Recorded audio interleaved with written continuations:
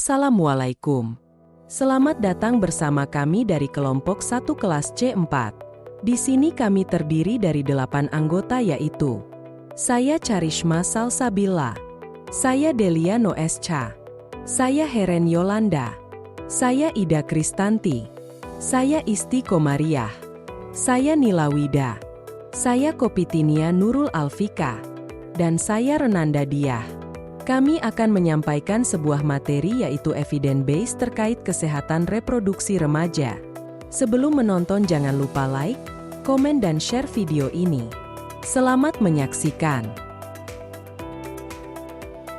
Apa sih kesehatan reproduksi remaja itu? Apakah kamu sudah mengetahui tentang kesehatan reproduksi? Dan apa saja sih hak-hak reproduksi?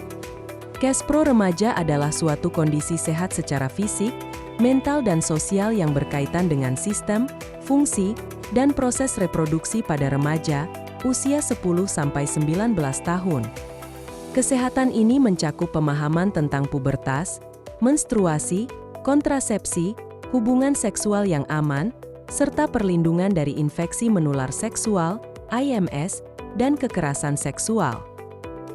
Selanjutnya, apa saja sih hak-hak reproduksi itu? Hak-hak reproduksi ada banyak sekali, berikut akan kami jelaskan. Hak mendapat informasi dan pendidikan kesehatan reproduksi. Hak kebebasan berpikir tentang pelayanan kesehatan reproduksi. Hak untuk menentukan jumlah dan jarak kehamilan. Hak atas kebebasan dan keamanan yang berkaitan dengan kehidupan reproduksinya.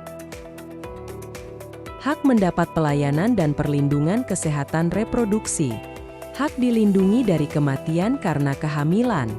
Hak atas pelayanan dan kehidupan reproduksinya. Hak untuk bebas dari penganiayaan dan perlakuan buruk termasuk perlindungan dari pelecehan, perkosaan, kekerasan, penyiksaan seksual.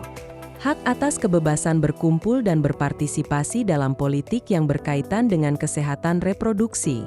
Hak mendapatkan manfaat kemajuan ilmu pengetahuan yang berkaitan dengan kesehatan reproduksinya. Hak untuk membangun dan merencanakan keluarga. Hak untuk bebas dari segala bentuk diskriminasi dalam berkeluarga dan kehidupan kesehatan reproduksi.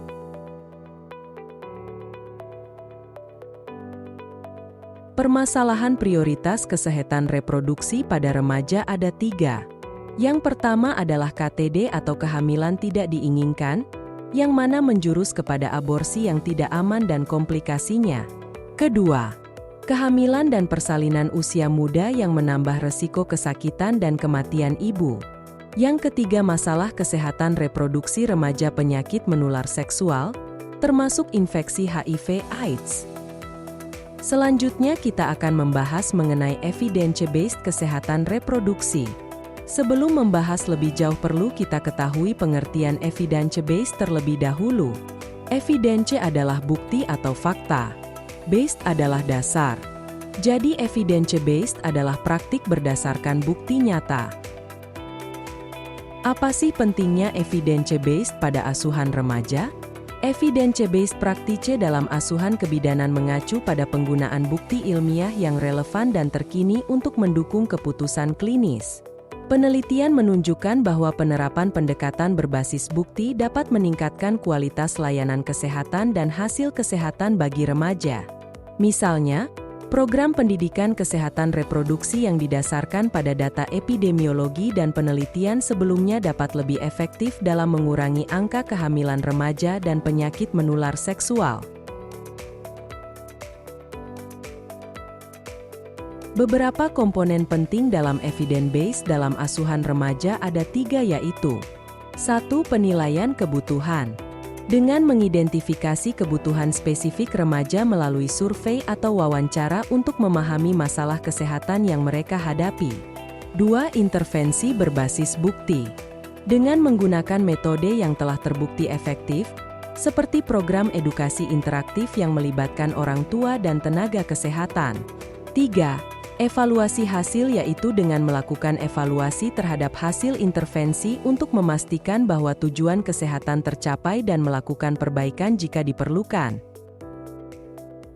Tujuan umum evidence-based pada asuhan masa remaja adalah mewujudkan keluarga berkualitas melalui peningkatan pengetahuan, kesadaran, sikap, perilaku remaja dan orang tua agar peduli, bertanggung jawab dalam kehidupan berkeluarga, serta pemberian pelayanan kepada remaja yang memiliki permasalahan khusus.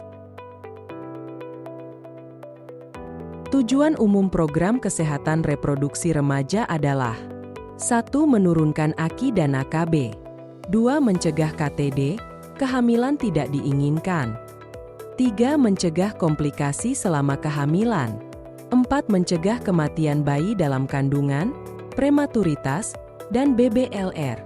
5. Mencegah kelainan bawaan pada bayi. 6. Mencegah infeksi neonatal. 7. Mencegah stunting dan KEK. 8. Mencegah penularan HIV dan IMS dari ibu ke anak. 9. Menurunkan risiko kejadian kanker pada anak. 10. Menurunkan risiko diabetes tipe 2 dan gangguan kardiovaskuler di kemudian hari. Tujuan khusus program kesehatan reproduksi remaja adalah 1. Seluruh lapisan masyarakat mendapatkan informasi tentang KRR. Sasaran penyebaran informasi KRR melalui media massa.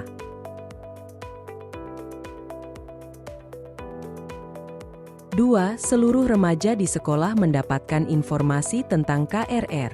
Sasaran penyebaran informasi KRR di sekolah umum, SLTP, SMU, pesantren, dan lain-lain.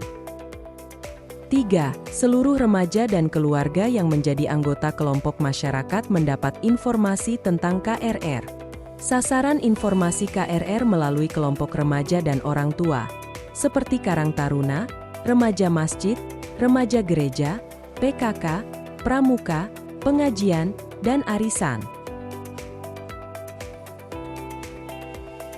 4. Seluruh remaja di perusahaan tempat kerja mendapatkan informasi tentang KRR. Sasaran informasi dan layanan KRR melalui perusahaan di tempat mereka bekerja. 5. Seluruh remaja yang membutuhkan konseling serta pelayanan khusus dapat dilayani. Sasaran tujuan ini ialah peningkatan jumlah dan pemanfaatan pusat konseling dan pelayanan khusus bagi remaja. 6. Seluruh masyarakat mengerti dan mendukung pelaksanaan program KRR. Sasarannya ialah peningkatan komitmen bagi politisi, toga, TIMA, serta LSM dalam pelaksanaan KRR. Penerapan evidence-based dalam meningkatkan kesehatan reproduksi remaja berarti menggunakan bukti ilmiah terbaik yang tersedia untuk merancang, melaksanakan, dan mengevaluasi intervensi kesehatan yang relevan bagi remaja. Berikut adalah beberapa bentuk penerapannya. 1. Pendidikan seksual komprehensif berbasis bukti. 2. Pelayanan kesehatan peduli remaja atau PKPR. 3. Intervensi digital dan media sosial. 4. Keterlibatan teman sebaya dan keluarga. 5. Monitoring dan evaluasi berbasis data. Tantangan dalam implementasi evidence-based. Meskipun penting, implementasi praktik berbasis bukti di lapangan seringkali menghadapi berbagai tantangan. Salah satunya adalah kurangnya sumber daya dan pelatihan bagi tenaga kesehatan untuk menerapkan pendekatan ini secara efektif.